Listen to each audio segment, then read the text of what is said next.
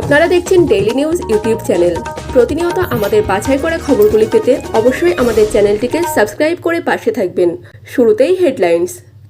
এক সপ্তাহের মধ্যে মুখোশ খুলব, সময়সীমা বলে সব তথ্য ফাঁস করার হুঁশিয়ারি অভিষেকের।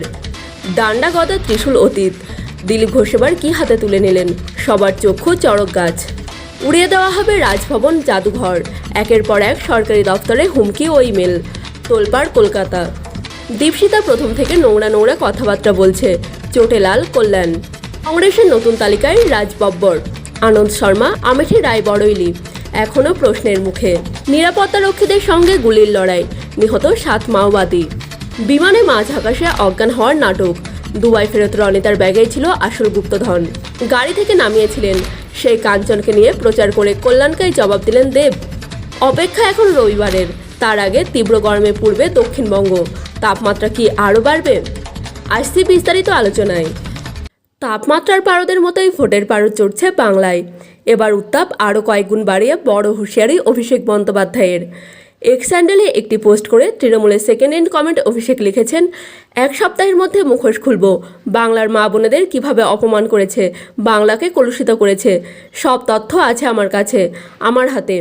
আমি কোনো বোমা ফাটাই না, কোনো তারিখ বলি না। মঙ্গলবার দক্ষিণ 24 পরগনার পাথর প্রতিমায় জনসভা থেকেও সোচ্চার ছিলেন অভিষেক। তার কথায়, ভোটের পর যাদের খুঁজে পাননি তাদের একটিও ভোট দেবেন না। যারা মানুষের খোঁজ নেয় না, এই নির্বাচন তাদের জবাব দেওয়া নির্বাচন। একই সঙ্গে কেন্দ্রকে সরাসরি তোপ দেগে অভিষেকের কটাক্ষ, 100 দিনের টাকা আটকে রেখেছে। দিল্লিতে অবস্থান বিক্ষোভ করেছি, নবজোয়ারের সময় মায়েরা বলেছিলেন লক্ষ্মীর ভাণ্ডার বাড়ানো হয়েছে, আর প্রধানমন্ত্রী মানুষজনকে লাইনে দাঁড় করিয়েছে কালো টাকা উদ্ধারের জন্য। আসছি পরবর্তী খবরে। ডান্ডা গদা ত্রিশূল হাতে তুলে নিতে আগেই দেখা গিয়েছিল তাকে। এবার হকি স্টিক নিয়ে জনসংযোগ করলেন বর্ধমান দুর্গাপুর লোকসভা কেন্দ্রের বিজেপি প্রার্থী দিলীপ ঘোষ। কারণ হিসেবে তিনি বলেন, এ রাজ্যে খেলাধুলা সব রসাতলে গিয়েছে, কাটমানির খেলা চলছে, খেলাকে প্রমোট করতেই তাই হকি স্টিক হাতে তুলে নেওয়া। মঙ্গলবার সকালে বর্ধমানের পুলিশ লাইন মোড় এলাকায় হকি স্টিক হাতে দেখা গেল দিলীপ ঘোষকে। ইউথ ক্লাবের মাঠেও কিছুক্ষণ হকিও খেলেন তিনি। সাংবাদিকদের প্রশ্নের উত্তরে তিনি বলেন, ভোটের থেকে বড় খেলা কিছুই নেই, তবে হকি স্টিক অন্য কোনো কারণে হাতে নেওয়া নয়, খেলাকে প্রমোট করাই তার উদ্দেশ্য। দিলীপ ঘোষ বলেন, ক্রিকেট, ফুটবল, হকি যে খেলাই বলুন, পশ্চিমবঙ্গে সব খেলাধুলায় রসাতলে গিয়েছে। খেলাধুলার পরিবর্তন দরকার আছে, খেলাধুলায় যোগদানের দরকার আছে। এখানে শুধুমাত্র কাটমানির খেলা চলছে, সেই জন্য আমরা খেলাধুলা প্রমোট করতে চাইছি। মোদী সরকার আসার পর অলিম্পিক, কমনওয়েলথ, এশিয়ান গেমসে ডজন ডজন পদক আসছি পরবর্তী খবরে। রাজভবন জাদুঘর সহ কলকাতার বিভিন্ন গুরুত্বপূর্ণ অফিসে বিস্ফোরণ ঘটানো হবে বলে একযোগে ইমেল এলো। রাজভবন জাদুঘর উড়িয়ে দেওয়ার এই হুমকি ইমেলে রীতিমতো তোলপাড় পড়ে গিয়েছে।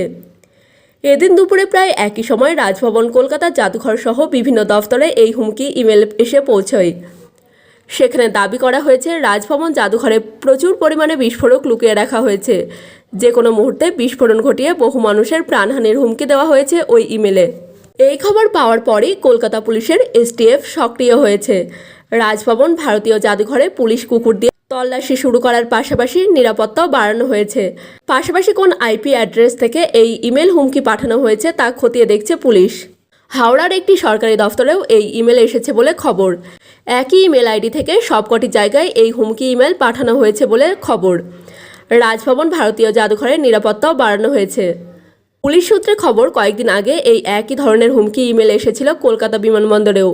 পরপর হুমকি ইমেল একই জায়গা থেকে আসছে কিনা আইপি অ্যাড্রেসের সূত্র ধরে তা খতিয়ে দেখছে পুলিশ। আসছি পরবর্তী খবরে। তৃণমূল বিধায়ক কাঞ্চন মল্লিককে নিয়ে গ্রামাঞ্চলে প্রচারে যাওয়ার আপত্তি জানিয়েছিলেন শ্রীরামপুরের বিদায়ী সাংসদ তথা প্রার্থী কল্যাণ বন্দ্যোপাধ্যায়। এবার সেই নিয়ে খোঁচা দিলেন বাম প্রার্থী ঈপ্সিতা ধর।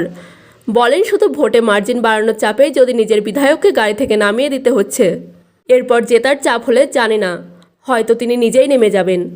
শুধু তাই নয়, দীপশিতা আরও দাবি করেন, 15 বছর ধরে বিদায়ী সাংসদ কিছুই করেননি। বাম প্রার্থী বলেন, নির্বাচনে হেরে যাওয়ার পর তার থেকে একটা বিকল্প পেশা হতে পারে। তিনি হাত দেখতে পারেন, ভবিষ্যৎবাণী করতে পারেন। এদিকে জ্যোতিষ চর্চা প্রসঙ্গে দীপশিতার এই কটাক্ষ নিয়ে পাল্টা দিয়েছেন তৃণমূল প্রার্থী কল্যাণ বন্দ্যোপাধ্যায়। বাম যুব নেত্রীর ওপর বেজায় চটেছেন তৃণমূলের পোড় খাওয়া রাজনীতিক। বাম প্রার্থীকে পাল্টা আক্রমণ শানিয়ে কল্যাণ বলেন, দীপশিতা প্রথম থেকে খুব নোংরা নোংরা কথাবার্তা বলছে, ও ভীষণ ব্যক্তিগতভাবে আক্রমণ করছে।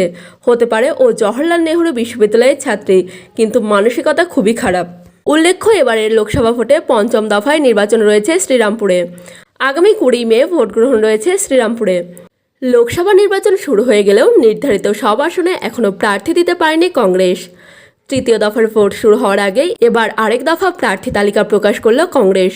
লোকসভা নির্বাচনে আরও 4 আসনে প্রার্থী দিল কংগ্রেস। কংগ্রেসের প্রকাশিত নতুন প্রার্থী তালিকায় রয়েছেন অভিনেতা রাজ বব্বর থেকে আনন্দ শর্মার নাম। হিমাচল প্রদেশের কাংড়া থেকে লড়বেন আনন্দ শর্মা। গুরুগ্রাম থেকে লড়বেন রাজ বব্বর। হিমাচল প্রদেশের হামিরপুর থেকে সাতপাল রায়জাদা এবং উত্তর মুম্বাই থেকে ভূষণ পাটিল লড়বেন। যেখানে বিজেপি একাধিক তারকাকে এবার প্রার্থী করেছে, সেখানে কংগ্রেসের ভরসা কয়েকটি মুখী। রাজ বব্বর দীর্ঘদিন ধরে কংগ্রেসের সঙ্গে যুক্ত। উত্তরপ্রদেশে কংগ্রেস সভাপতিও ছিলেন। তিনি রাহুল গান্ধীর ঘনিষ্ঠ হিসেবেও পরিচিত। আরজেডি সুপ্রিমো লালু যাদব যদিও গুরুগ্রাম থেকে রাজ বব্বর প্রার্থী হোক তা চাননি। তিনি ক্যাপ্টেন অজয় যাদবকে প্রার্থী করার পক্ষে জোর দিয়েছিলেন। তবে কংগ্রেস নিজের সিদ্ধান্তেই অটল থাকে। এই আসনে রাজ বব্বরের বিরুদ্ধে লড়বেন বিজেপির রাও ইন্দ্রজিৎ সিং এবং জননায়ক জনতা পার্টির প্রার্থী রাহুল যাদব ফাজিলপুরিয়া। আগামী 25 মে এই কেন্দ্রে ভোট গ্রহণ। আসছি পরবর্তী খবরে। নিরাপত্তারক্ষীদের সঙ্গে গুলির লড়াইয়ে নিহত হলেন কমপক্ষে 7 জন মাওবাদী নেতা। তালিকায় 2 জন মহিলাও আছেন। মঙ্গলবার ছত্তিশগড়ের বস্তারের নারায়ণপুর জেলায় এই ঘটনা ঘটেছে। এদিনের অভিযানে বিপুল সংখ্যক অস্ত্র উদ্ধার হয়েছে। এদিন সকাল 6টা থেকে ডিস্ট্রিক্ট রিজার্ভ গার্ডের জয়েন্ট সিকিউরিটি টিম ও মাওবাদীদের মধ্যে গুলির লড়াই শুরু হয়। নারায়ণপুরের আবুজামার ও কাকের সীমানা এলাকায় জঙ্গলে মাওবাদীদের আস্তানার খবর পায় নিরাপত্তারক্ষীরা। সেই মতোই চলে অভিযান। এ মাসের শুরুতে 29 জন মাওবাদীকে নিকেশ করে নিরাপত্তারক্ষীরা। শঙ্কর রাও নামে এক সিনিয়র নেতাও ছিলেন সেই তালিকায়। কাকের গুলির লড়াইয়ে সস্ত্রীক নিহত হন তিনি। তাদের ধরে দিতে পারলে আর্থিক পুরস্কার দেওয়ার কথাও ঘোষণা করা হয়েছিল। 5 এপ্রিল এই ছত্তিশগড়ের দান্তেওয়াড়ায় এক মাওবাদী নিহত হয়। ভোটের আবহে ফের গুলির লড়াই চলে। পুলিশ জানিয়েছে গোটা এলাকায় এখনও তল্লাশি অভিযান চলছে। থেমে থেমে চলছে গুলির লড়াই। আইজি বস্তার পি সুন্দররাজ জানান, উচ্চ ক্ষমতা সম্পন্ন অস্ত্র উদ্ধার হয়েছে। পাশাপাশি গুলি বারুদও উদ্ধার করা হয়েছে। আসছি পরবর্তী খবরে। সোনা পাচারের অভিনব কৌশল, নাটকের একশা। মাঝ আকাশে আচমকা সংজ্ঞা হারানোর নাটক। কিন্তু এত কিছুর পরও শেষ রক্ষা হলো না। কলকাতা বিমানবন্দরে কর্তব্যরত শুল্ক দফতরের আধিকারিকদের হাতে সোনাসহ আটক এক মহিলা যাত্রী। উদ্ধার হয়েছে 4টি সোনার বিস্কুট, যার মোট ওজন 2.5 কিলো এবং বাজার দর আনুমানিক 1,87,00,000 টাকা। শেষ পর্যন্ত ওই মহিলা যাত্রীকে গ্রেফতার করা হয় এবং তাকে আদালতে পেশ করা হবে বলে খবর। কিন্তু কিভাবে ধরা পড়ল ওই মহিলা যাত্রী? জানা যাচ্ছে, রনিতা রায় নামে ওই মহিলা যাত্রী আজ ব্যাংকক থেকে কলকাতায় আসছিলেন।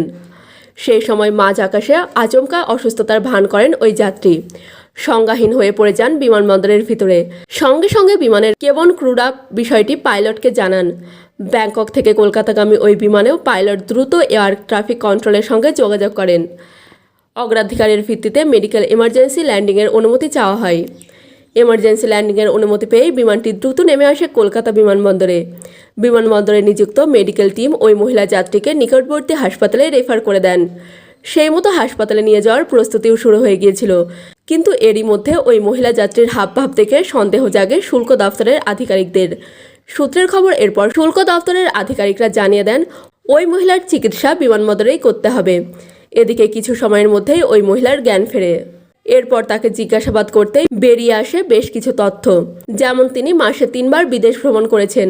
কিন্তু কী কারণে 1 মাসে এতবার বিদেশ ভ্রমণ, তার পেশা কি, এইসব প্রশ্নের কোনো উত্তর দিতে পারেননি ওই মহিলা। উত্তরে অসামঞ্জস্য ধরা পড়তে তাকে তল্লাশি চালানো হয়, আর তল্লাশিতেই উদ্ধার হয় এই সোনার খনি। আসছি পরবর্তী খবরে।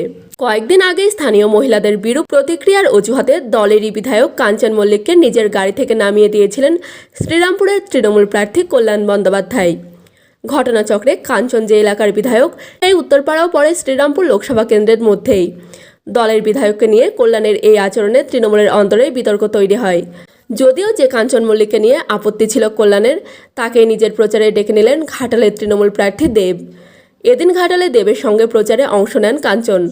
দেব আগের থেকেও বেশি ভোটে জয়ী হবেন বলে দাবি করেছেন কাঞ্চন। সম্প্রতি কাঞ্চন মল্লিক অভিনেত্রী শ্রীময়ী চট্টরাজকে বিয়ে করেছেন। এই বিয়ে নিয়ে সমাজ মাধ্যম এবং জনমানুষের চর্চা কম হয়নি। গত 25শে এপ্রিল কাঞ্চন শ্রীরামপুরের তৃণমূল প্রার্থী এবং বর্তমান সাংসদ কল্যাণ বন্দ্যোপাধ্যায়ের সমর্থনে প্রচারে গিয়েছিলেন, কিন্তু সবাইকে অবাক করে দিয়েই কাঞ্চনকে নিজের গাড়ি থেকে নামিয়ে দেন কল্যাণ। এই ঘটনায় দৃশ্যতই অপ্রস্তুত হয়ে পড়েন কাঞ্চন। পরে নিজের অবস্থানে অনড় থেকে কল্যাণ বন্দ্যোপাধ্যায় বলেন, উনি মনক্ষুণ্ণ হয়েছেন কি হননি আমি জানি না। এর আগেও ওনাকে নিয়ে প্রচারে বেরিয়েছিলাম।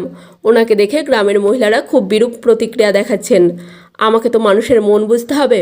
আমি কোনো ব্যক্তি বিশেষের আনন্দ অথবা সুখের জন্য কোনো সমষ্টিকে কষ্ট দিতে পারবো না। এই ঘটনার পরই কাঞ্চনের সঙ্গে যোগাযোগ করেন দেব। ঘাটালে তার হয়ে প্রচারে যাওয়ার জন্য কাঞ্চনকে আমন্ত্রণও জানান তিনি। সেই আবেদনের সাড়া দিয়েই মঙ্গলবার ঘাটালে যান কাঞ্চন। দেবের সঙ্গে দীর্ঘক্ষণ ঘুরে ঘুরে প্রচার সারেন তিনি। দেবের এই ব্যবহারে আপ্লুত কাঞ্চন। মঙ্গলবার প্রচার শেষে অভিনেতা এবং উত্তরপাড়ার তৃণমূল বিধায়ক বলেন, দেব আমার ছোট ভাইয়ের মতো। দেবের চেহারা যেরকম, মনটা তার থেকে 10 গুণ বড়। আমি একজন তৃণমূল কর্মী, বিধায়ক হিসেবেও চাইব যেন আরও বিপুল ভোটে জয়লাভ করে। সরাসরি কল্যাণ বন্দ্যোপাধ্যায়ের নাম না করলেও দেব এদিনও বুঝিয়ে দিয়েছেন, কাঞ্চন মল্লিকের সঙ্গে শ্রীরামপুরের সাংসদ যে আচরণ করেছেন তা তিনি সমর্থন করেন না। কাঞ্চনের সঙ্গে প্রচারের শেষে দেব বলেন, আমি গোটা ঘটনাটা টিভিতে দেখেছি। আমার মনে হয়েছে পুরো বিষয়টা যেভাবে হয়েছে ঠিক হয়নি। একজন প্রার্থীর নিশ্চয়ই অধিকার আছে তার গাড়িতে কে থাকবেন আর কে থাকবেন না তা ঠিক করার, কারণ দিনের শেষে ভোটটাই আসল বিষয়। আমার মনে হয় কাঞ্চন মল্লিক যদি আমার প্রচারে থাকেন তাহলে আমার ভোট বাড়বে। দেব যে দলের নেতাদের একাংশকেই বার্তা দিলেন তা বলার অপেক্ষা রাখে না।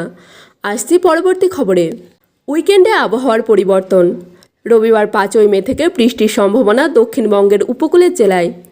আগামী সোমবার অর্থাৎ 6 তারিখ দক্ষিণবঙ্গ জুড়ে হালকা থেকে মাঝারি বৃষ্টির পূর্বাভাস। রবিবার বজ্রবিদ্যুৎ সহ হালকা বৃষ্টির সম্ভাবনা দক্ষিণবঙ্গের 6 জেলায়। পূর্ব মেদিনীপুর, উত্তর ও দক্ষিণ 24 পরগনা, নদিয়া, মুর্শিদাবাদ এবং বীরভূম জেলাতে বৃষ্টি হতে পারে। সঙ্গে বইবে দমকা ঝোড়ো বাতাস, এমনটাই জানিয়েছে আবহাওয়া দফতর। আগামী সোমবার দক্ষিণবঙ্গের কলকাতা সহ সব জেলায় বিক্ষিপ্তভাবে বজ্রবিদ্যুৎ সহ বৃষ্টির পূর্বাভাস রয়েছে। কলকাতায় গত 70 বছরের তাপমাত্রার রেকর্ড এপ্রিল মাসে। গতকাল 30শে এপ্রিল কলকাতার পারদ ছিল 43 ডিগ্রি সেলসিয়াস। 1954 সালের 25শে এপ্রিল কলকাতায় 43.3 ডিগ্রি সেলসিয়াস পারদ উঠেছিল। 1980 সালের 25শে এপ্রিল 41.7 ডিগ্রি সেলসিয়াস তাপমাত্রা ছিল। 2024 সালের 29শে এপ্রিল তাপমাত্রা 41.7 ডিগ্রি সেলসিয়াস। 1954 সালের 25শে এপ্রিল তাপমাত্রা কলকাতায় 43.3 ডিগ্রি সেলসিয়াস উঠেছিল। এখনও পর্যন্ত সেটাই সর্বকালীন রেকর্ড এপ্রিল মাসে কলকাতার সর্বোচ্চ তাপমাত্রার। এপ্রিলের বাকি দিনগুলোতে এই রেকর্ড ভেঙে যায় কিনা সেটাই দেখার। 4 মে পর্যন্ত এই দাবদাহ চলবে। শুক্রবার পর্যন্ত বৃষ্টির কোনো সম্ভাবনা নেই। তীব্র তাপপ্রবাহের চরম সতর্কবার্তা। দাবদাহে চলছে দক্ষিণবঙ্গ, বাদ যাচ্ছে না উত্তরবঙ্গ। পাহাড় ও সংলগ্ন 5 জেলায় ঝড় বৃষ্টির সম্ভাবনা। 2রা মের পর তাপমাত্রা কমবে উত্তরবঙ্গে।